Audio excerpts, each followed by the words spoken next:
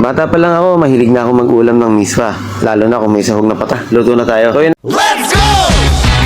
na nga, meron tayo dito ng kalahating kilong pork giniling. Tapos timplahan lang natin ng asin at paminta. Then lagyan natin ng konting sibuyas, paminta at ng konting giniling na bawang. Tapos maglagay lang din tayo ng siguro mga 2 kutsarang harina.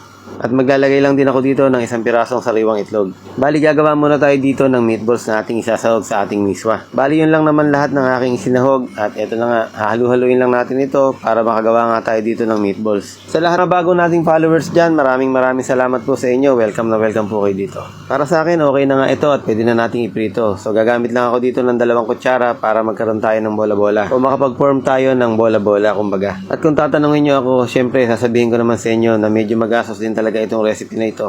Dahil nga sa kilo pa lang ng pork giniling, medyo mahal na. Ang medyo mura nga lang na gagamitin natin dito ay yung miswa nga at saka yung patola.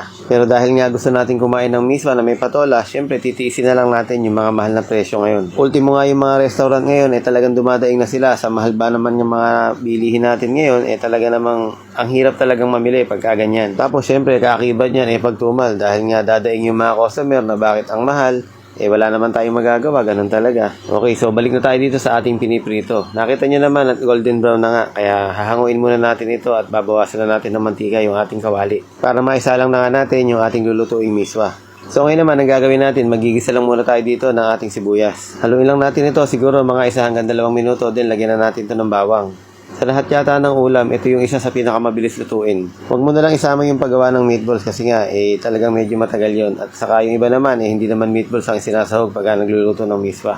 Pero pagka sinabing miswa, ang dali lang talagang lutuin yan. So naglagay tayo dito ng 1 pirasong shrimp cube at tapos nilalagyan ko na nga ng tubig para medyo may lasa yung ating sabaw. Kapag kumukulo-kulo na, ihulog na natin yung ating mga piniritong meatballs. Pwede namang gisahin mo muna yung meatballs kung gusto mo. Pero ako, ginawa ko, nagpakulo muna ako ng sabaw tapos nilagay ko nga yung meatballs. Ngayon naman, nilalagay na nga natin itong ating miswa. Itong miswa na ito, halagang 20 pesos ang pagkabili ko dito.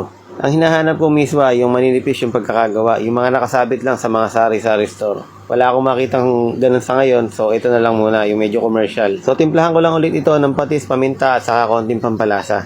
Sa pagluluto ng miswa, ang diskarte ko, hindi ko muna dinadamihan ng sabaw. Bali kasi yung miswa pagka naluluto o habang naluluto yan, mas lumalapot yan. Kaya kailangan hihintay-hintayin mo muna siyang lumapot tapos lagyan mo ulit ng sabaw para nga matansya mo kung gaano karami yung magiging sabaw niya. Kapag ganito na yung itsura, pwede mo na ilagay yung ating hiniwang mga patola. Okay na sa akin yung ganitong lapot, so na natin kumain. Yung hindi mo napansin, sa loob ng 3 minuto, nakapagluto na tayo ng masarap na miswa. Kaya naman sigurado ako, umabot ka pa sa part ng video na ito. Baka naman pwedeng i-like mo na yung ating video, mag-comment ka na rin. Huwag mo na rin kalimutang mag-share. At baka mamaya i-double check mo lang din ha, baka hindi ka pa nakapollow, i-follow mo na yung ating follow button. Mas maganda kung mas marami tayo dito. So maraming salamat sa inyo, I love you all.